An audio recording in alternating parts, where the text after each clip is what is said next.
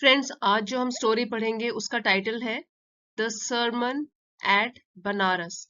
तो सरमन का मतलब होता है, यहाँ लिखा भी हुआ है, धार्मिक या नैतिक विषय पर प्रवचन। तो कोई प्रवचन देना, वो कोई धार्मिक विषय हो सकता है या कोई मॉरल नैतिक विषय हो सकता है।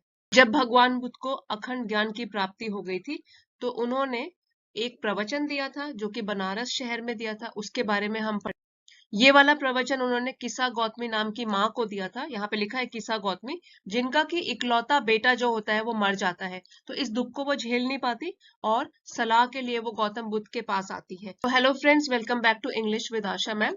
आज की स्टोरी शुरू करते हैं। द सरमन एट बनारस, उपदेश या प्रवचन जो कि बनारस शहर में दिए गए थे। Gautam Buddha initially called Prince Siddharth. तो गौतम बुद्ध इनिशियली मीन्स पहले, तो पहले जो कि कहलाए जाते थे प्रिंस सिद्धार्थ। प्रिंस मतलब राजकुमार और सिद्धार्थ, तो गौतम बुद्ध का पुराना नाम या पहले वो किस नाम से जाने जाते थे? राजकुमार Siddhartha. Lived the first phase of his life in luxury lived रहे। द फर्स्ट फेज मतलब चरण। तो जो उनका पहला फेज था लाइफ का, उनकी ज़िंदगी का, वो क्या था? इन लग्जरी मीन्स ऐशो आराम। तो लग्जरी में थे, लग्जरी में रहते थे। He had his schooling, got married, had a son. तो ही हैड हिज स्कूलिंग मतलब उन्होंने अपनी शिक्षा पूरी करी, गॉट मैरिड शादी करी, हैड अ सन उनका एक बेटा हुआ, and lived a life of royalty. Lived मतलब रहे वो, लाइफ ऑफ रॉयल्टी मतलब राजसी गौरव की उनकी जिंदगी थी। तो ऐसी जिंदगी उन्होंने जी विद हिज फैमिली, अपने परिवार के साथ। पूरी लाइन को फिर से पढ़ते हैं। Gautam Buddha initially called Prince Siddharth lived the first phase of his life in luxury. Gautam Buddha जो कि राजकुमार सिद्धार्थ के नाम से पहले जाने जाते थे, वो पहला चरण अपनी जिंदगी का रहे थे ऐशो आराम से। तो उन्होंने अपनी स्कूली शिक्षा प्राप्त की, शादी करी, एक बेटा हुआ, और उनकी जो लाइफ थी वो राजसी ठाठ बाट से उन्होंने जी अपने परिवार के साथ। However, at the age of 25, he renounced his palace. However, हालांकि at the age of 25, 25 साल की उम्र में, he renounced means त्याग देना। तो उन्होंने त्याग दिया his palace मतलब महल, family अपना परिवार, and all possessions और सारी की सारी संपत्ति। पोजेशन होता है कि जो भी हमारा जिन चीज़ों पर अधिकार होता है, पैसों के द्वारा हम उनको खरीदते हैं, उन पर हमारा अधिकार होता है, वो वाली पोजेशंस। सारी संपत्ति भी उन्होंने त्याग दी। And went into the world, और वो चले गए दुनिया में, in search of enlightenment. Search मतलब ढूंढने के लिए, और एनलाइटनमेंट का मतलब होता है ज्ञान। After N encounter with the sufferings of the world. After के बाद, एनकाउंटर मतलब जब उनका सामना हुआ, विद द सफरिंग्स मतलब दुख, बीमारी, ऑफ द वर्ल्ड इस दुनिया की, in the form of sickness. तो सिकनेस मतलब बीमारी की फॉर्म में, ओल्ड एज बुढ़ापा, डेथ मृत्यु, and a monk begging for arms. तो आर्म्स में एल साइलेंट होता है। तो किन किन चीज़ों से उनका सामना हुआ जिसकी वजह से उन्होंने फिर ये फैसला किया ऐशो आराम त्यागने का? सिकनेस बीमारी, ओल्ड एज बुढ़ापा, डेथ मृत्यु, और एक साधु, मंक साधु, बेगिंग जो कि भीख मांग रहा था, फॉर आर्म्स भिक्षा के लिए। अब यहाँ से फिर से पढ़ेंगे। However, at the age of 25, he renounced his palace, family, and all possessions, and went into the world in search of enlightenment। तो हालांकि 25 साल की उम्र में उन्होंने अपना महल त्याग दिया, परिवार त्याग दिया, सारी संपत्ति जायदाद त्याग दी, और चले गए वो दुनिया में इन सर्च ऑफ एनलाइटनमेंट, असली ज्ञान क्या है, जीवन की सच्चाई क्या है, जीवन मृत्यु क्या होता है, इस सच्चाई को ढूंढने के लिए दुनिया में निकल पड़े, अपने महल से बाहर निकल पड़े। After N encounter with the sufferings of the world, जब उनका सामना हुआ, सफरिंग्स मतलब दुख बीमारी से जो इस दुनिया में होती हैं, और किस किस आकार में या किस किस शेप में, बुढ़ापा, बीमारी, मृत्यु और एक साधु जो कि भिक्षा मांग रहा था। आफ्टर 7 लॉन्ग ईयर्स, 7 लंबे सालों के बाद, he sat under a people tree, वो सिट का पास्ट टेंस हो गया सैट, वो बैठे, अंडर नीचे, पीपल ट्री पीपल के पेड़ के नीचे बैठे, resolving to get up only after achieving enlightenment. Resolving मतलब ये संकल्प लेकर, टू गेट अप कि वो अब उठेंगे, ओनली आफ्टर अचीविंग एनलाइटनमेंट सिर्फ तब जब उनको प्राप्त होगा असली ज्ञान, इस जीवन का असली ज्ञान, यही उन्होंने संकल्प लिया। In a span of 7 days he got enlightened, span मतलब अवधि, तो 7 दिन की अवधि में ही गॉट एनलाइटन, अखंड ज्ञान की प्राप्ति हुई। And he moved on to impart his knowledge to the world, moved on और वो निकल पड़े, इम्पार्ट प्रदान करने के लिए, फैलाने के लिए, हिज नॉलेज अपना ज्ञान जो उनको अभी अभी प्राप्त हुआ था, टू द वर्ल्ड इस दुनिया में। अभी फिर से पढ़ेंगे यहाँ से।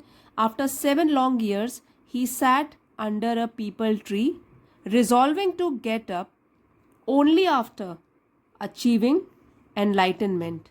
तो वो 7 लंबे वर्षों के बाद एक पीपल के पेड़ के नीचे बैठे, ये संकल्प लेकर कि वो अब यहाँ से उठेंगे सिर्फ और सिर्फ जब उनको अखंड ज्ञान की प्राप्ति होगी। In a span of 7 days he got enlightened and he moved on to impart his knowledge to the world। तो 7 दिनों की अवधि के बाद he got enlightened, उनको इस ज्ञान की प्राप्ति हुई, and he moved on और वो आगे बढ़े, इसी ज्ञान को लोगों को प्रदान करने के लिए, पूरी दुनिया में फैलाने के लिए आगे बढ़े। To alleviate, alleviate the sufferings of mankind, alleviate मतलब कम करना, तो कम करने के लिए दुख तकलीफें मानवता की या मानव जीवन की, Buddha gave his first sermon at Banaras, Buddha ने दिया, गेव दिया अपना पहला सर्मन, पहला प्रवचन बनारस में, at Banaras. This sermon reflects his deep insight and wisdom, ये जो प्रवचन है, दिस सर्मन रिफ्लेक्ट्स वो दर्शाता है, बताता है, हिज डीप इंसाइट उनकी गहरी जानकारी या उनका गहरा ज्ञान, एंड विजडम और उनकी समझ के बारे में, उनकी बुद्धिमानी के बारे में। It was given by Buddha to Kisa Gautami not through a long discourse, तो ये जो सरमन था, ये इट जो है वो प्रोनाउन है जो कि इस प्रवचन के लिए यूज किया गया, सरमन के लिए। इट वॉज गिवन, पैसिव में बोला गया ये वाला सेंटेंस, ये दिया गया बाय गौतम बुद्ध, बुद्ध जी के द्वारा, टू किसा गौतमी, किसा गौतमी को दिया उन्होंने ये प्रवचन, not through a long discourse. So discourse का मतलब भी होता है प्रवचन, कि एक लंबा चौड़ा प्रवचन सुनाकर इस तरीके से नहीं दिया उन्होंने उनको ये उपदेश, but through a personal experience, लेकिन एक व्यक्तिगत अनुभव के द्वारा, that left N indelible impact, indelible impact जिसने छोड़ा, दैट लेफ्ट छोड़ा, इनडेलिबल का मतलब होता है जिसको मिटाया ना जा सके, तो क्या हो गया यहाँ पे, अमिट, इम्पैक्ट छाप या प्रभाव, जिसने छोड़ी एक अमिट छाप या एक अमिट प्रभाव, ऑन द यंग मदर, उस यंग मदर के ऊपर, माँ के ऊपर, हु हैड लॉस्ट हर सन, जिसने अपने बेटे को खो दिया था क्योंकि उनका बेटा मर चुका था। Unable to reconcile to the death of her only son, तो अनेबल मतलब असमर्थ होना, रिकनसाइल स्वीकार करना, और डेथ हो गया मृत्यु, तो अपने बेटे की, और वो भी ओनली सन मतलब उनका ये इकलौता बेटा था, इकलौते बेटे की मृत्यु को स्वीकार करने में असक्षम थी वो। Kisa ran from house to house, तो किसा भागी, हाउस टू हाउस मतलब एक घर से दूसरे घर की ओर, asking people to give some medicine to revive her dead child. Asking पूछते हुए लोगों को, पीपल जो है प्लूरल है, लोगों को पूछते हुए, टू गिव सम मेडिसिन कि वो उनको कोई दवाई दे दे, to revive her dead child, revive मतलब फिर से जीवित करना, कि ताकि उनका जो मरा हुआ बच्चा है वो फिर से जीवित हो जाए। All the neighbours could offer her nothing but pity. All सारे के सारे नेबर्स पड़ोसी, कुड ऑफर हर वो उनको दे पाए, नथिंग कुछ भी नहीं, बट पिट दया। तो सारे जो उनके पड़ोसी थे, दवाई तो कोई भी नहीं है, जो कोई मर जाता है उसके लिए कोई दवाई नहीं है कि वो फिर से जीवित हो जाए। तो सारे पड़ोसी जो थे वो कुछ भी ना दे पाए उनको, बस एक दया के अलावा। ठीक है, तो बट का मीनिंग क्या हो गया, इसके अलावा। However one man directed her to. तो यहाँ पे डायरेक्टेड है कि भेजा, वैसे डायरेक्टेड होता है निर्देशित करना, ठीक है, यहाँ पे है लेकिन भेजा। हाउएवर हालांकि एक आदमी ने उनको भेजा, टू साक्य मुनि, तो उनको भेजा साक्य मुनि के पास।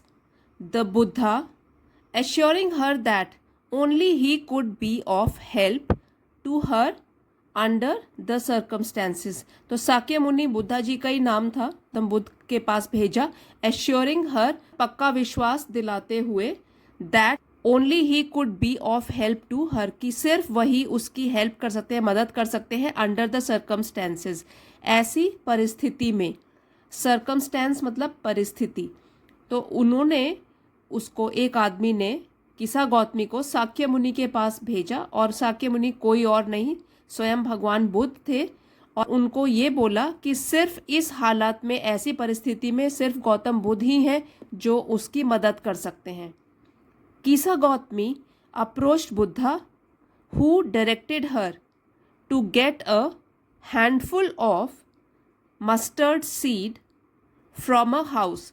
तो अब जब किस्सा गौतमी अप्रोच मतलब उनके पास गई, भगवान बुद्ध के बाद गई, हु जिन्होंने, भगवान बुद्ध के लिए है कि हु डायरेक्टेड हर, उन्होंने भी किस्सा गौतमी को भेजा, to get a handful of mustard seed. Handful मतलब मुट्ठी भर, मस्टर्ड होता है सरसों के दाने, सीड दाने या बीज, ठीक है, तो सरसों के दाने लाने के लिए, उसको मुट्ठी भर सरसों के दाने लाने के लिए भेजा। फ्रॉम अ हाउस ऐसे घर से, where no near and dear one had ever died कि वो लेकर अगर आ गई एक मुट्ठी सरसों के बीज ऐसे घर से, वेयर जहाँ, no near and dear one किसी का कोई भी सगा संबंधी, had ever died, ever means कभी भी, और डाइड मरा। तो ऐसे घर से वो सरसों के सीड्स या सरसों के दाने लेकर आए जिनका कोई भी सगा संबंधी न मरा हो, तो तब वो उसके बेटे को जीवित कर देंगे। ये उन्होंने किसको बोला, किसा गौतमी को। Kisa again went from house to house. तो किसा गौतमी फिर से गई, पहले भी वो जा चुकी थी एक बार, दवाई मांगते हुए एक घर से दूसरे घर जा रही थी, वो फिर से गई। अगेन वेंट, गो का पास्ट टेंस हो गया, went from house to house, एक घर से दूसरे घर। Everyone was ready to provide her with a handful of mustard. Everyone हर कोई, वॉज रेडी तैयार था, एवरीवन सिंगुलर है इसलिए यहाँ पे सिंगुलर वर्ब लगा हुआ है, हर कोई तैयार था टू प्रोवाइड देने के लिए उन्हें, with a handful of mustard कि एक मुट्ठी भर सरसों के दाने देने के लिए हर कोई तैयार था। But she found no house where no beloved had ever died. तो उनको कोई भी घर ऐसा नहीं मिला। शी फाउंड, फाइंड का पास्ट टेंस हो गया फाउंड, नो हाउस कोई भी घर नहीं मिला, वेयर जहाँ की, no beloved had ever died, beloved मतलब प्यारा, कि जिस घर में किसी का भी कोई प्यारा न मरा हो, ऐसा उनको कोई घर नहीं मिला। सबके घर में कोई ना कोई नियर एंड डियर वन, उनके सगे संबंधियों की मृत्यु हुई थी। At long last she realized that death was common to all. At long last, इस एक्सप्रेशन का मतलब होता है कि आखिरकार, शी रियलाइज्ड उन्होंने समझा, दैट कि death was common to all, death मृत्यु जो है सब लोगों को आती है, ये एक आम बात है। She also became aware of the fact that she had been selfish in her grief. She also became, become का पास्ट टेंस है बिकेम, वो बन गई अवेयर, जागरूक इस तथ्य के बारे में, इस हकीकत के बारे में दैट की she had been selfish in her grief. Grief मतलब दुख, सेल्फिश मीन्स स्वार्थी, कि वो अपने दुख में स्वार्थी हो गई थी, कि एक घर से दूसरे घर जा रही हैं और ये पूछ रही हैं कि तुम्हारे घर में कोई मरा तो नहीं है। तो ये उन्होंने सोचा कि मेरा स्वार्थ था कि मैंने लोगों को दुख तकलीफ पहुंचाई और उनको याद दिलाई उनके नियर एंड डियर वन जो मर चुके हैं, उनके बारे में उनको याद दिलाई। तो उनको भी समझ आ गई कि जो अपने दुख में वो स्वार्थी हो चुकी थी। She reconciled to her child's death. तो रिकनसाइल यहाँ पे इसका मीनिंग है स्वीकार करना। तो उन्होंने अपने बच्चे की मृत्यु को स्वीकार कर लिया एंड कंक्लूडेड, निष्कर्ष निकाला that one could be led to immortality. तो अमरता की ओर उसको ले जाया जा सकता है। Led, could be led to, कि किसी को भी अमरता की ओर ले जाया जा सकता है only by surrendering all selfishness. तो उसके लिए हमको करना पड़ेगा त्याग। सरेंडर मतलब त्याग और सेल्फिशनेस हो गया स्वार्थ। सो सिर्फ और सिर्फ अपने स्वार्थ का त्याग करके किसी भी व्यक्ति को अमरता की ओर ले जाया जा सकता है। तो ये उनको खुद प्रैक्टिकली समझ में आ गया। Buddha declared that death is inevitable for all mortals. तो बुद्धा जी ने फिर डिक्लेयर मतलब घोषित किया कि जो मृत्यु है, इनएविटेबल का मतलब होता है जिसको झुटलाया नहीं जा सकता, जो होना ही है, तो वो तो बिल्कुल अनिवार्य है। फॉर ऑल मॉर्टल्स, मॉर्टल्स मतलब ह्यूमन बींग्स, जो कि जीव जंतु हैं, सभी मॉर्टल, सभी प्राणियों के लिए डेथ, मृत्यु तो बिल्कुल अनिवार्य है, होनी ही है। वाइज और फुलिश, यंग एंड ओल्ड। तो चाहे कोई बुद्धिमान हो, चाहे कोई मूर्ख हो, मृत्यु उसे भी आएगी। चाहे कोई बूढ़ा है, चाहे कोई जवान है, मृत्यु उसे भी आएगी। Every single being is subject to death. हर एक जीव जंतु की मृत्यु होनी ही है। इज सब्जेक्ट टू डेथ, उसकी मृत्यु होगी ही। Peace of mind and bliss come when one gets over lamentation and sorrow. Peace of mind दिमाग की शांति, एंड ब्लिस आनंद, कम आता है, व्हेन वन गेट्स ओवर जब कोई विजय प्राप्त कर लेता है, लेमेंटेशन मीन्स दुख मनाना, शोक मनाना, और सौरो होता है दुख। जब भी कोई अपने दुखों पर विजय प्राप्त कर लेता है तो तभी उसका दिमाग भी है वो शांत हो जाता है, और पीस ऑफ माइंड, तो दिमाग की शांति उसको मिलती है। तो इस कहानी से हमें यही सीख मिलती है कि इंसान नश्वर है। जितने भी जीव जंतु हैं इस दुनिया में, सभी का अंत होना ही है, वो निश्चित है। तो इसलिए इंसान इसी सच्चाई को स्वीकार करे, तभी वो दुख दर्दों से छुटकारा पा सकता है। सो फ्रेंड्स, आई होप आपको आज की स्टोरी पसंद आई होगी, आपके लिए हेल्पफुल भी रही होगी। अगर पसंद आई है तो लाइक शेयर ज़रूर कीजिएगा। चैनल पे नए हैं तो इसे सब्सक्राइब कर लीजिए। Thank you for watching. मिलते हैं अगले वीडियो में।